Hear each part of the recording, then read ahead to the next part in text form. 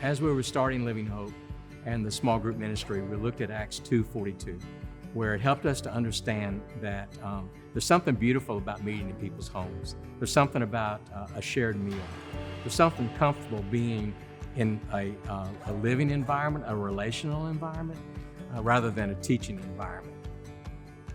We looked at the idea of creating a space or a place of belonging, and we captured some phrases that were new to us, perhaps not to the world, but walking alongside each other, traveling in life together, a place where no one stands alone. That helped us communicate the vision that we had. Chester and I got here about 10 years ago, so we weren't at the very beginning. Helen was over the women's ministry, and she was actually the one who asked me to join the women's ministry team.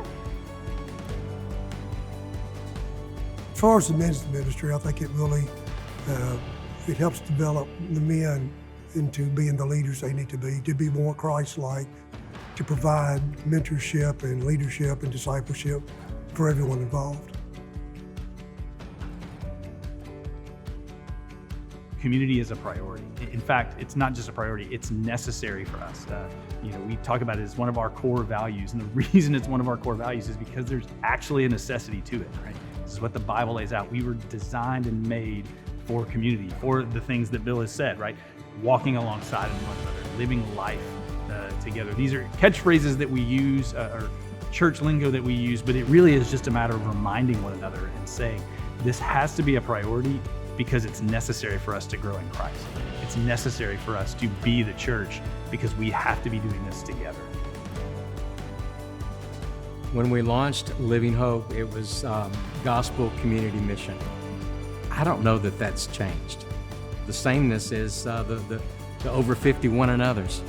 We began to explore those for really maybe the first time in real time, not just studying about those, but wanting to build those into our ethos, our culture, both within the church and within these small groups.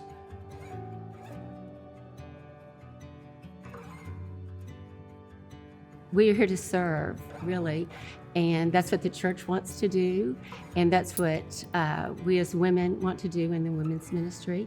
But we also want to love on each other. We want to pray for each other. We're really just an extension of what the church is here to do. We talk about discipleship being the relational connection between God, ourselves, and other people. So we have to be in relationship with others in order to see discipleship lived out so that we can then grow in Christ, right? That's the purpose of that. It's necessary for our growth in Christ. And so we are about the gospel, which we communicate to one another as we pour into each other's lives. We want to see the gospel go to the ends of the earth, which is as we go with one another on mission trips and those things, right? Community isn't just defined to the group that I go to. It's all of us together as a church fulfilling these things with one another, as Bill said, living out the one another's in this smaller group, but then all those smaller groups making up the broader body of Living Hope.